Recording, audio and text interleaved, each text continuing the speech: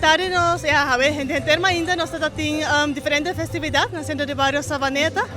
Nós vamos começar com Coffee Morgen, depois nós seguimos com várias apresentações de grupos de baile, cantantes. Atualmente também nós temos cantantes que estão apresentando. E nós temos diferentes vegas para mucha e para gente grande. Questa cena è importante per mantenere la tradizione di Aruba.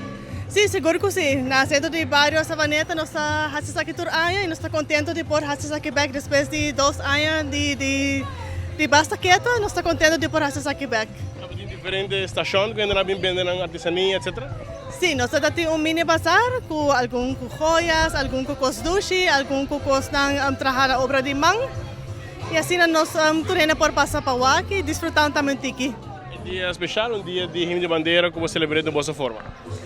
Sim, seguro. Nós estamos contentes de parar com o centro de bairro bom visitar com a pessoa que está passando cerca de nós. E nós estamos evitando isso que está na casa ainda, porque passa aqui rato. Nós também temos típico também que também toca. E nossa será é a noite com o típico pega-saia também que nada.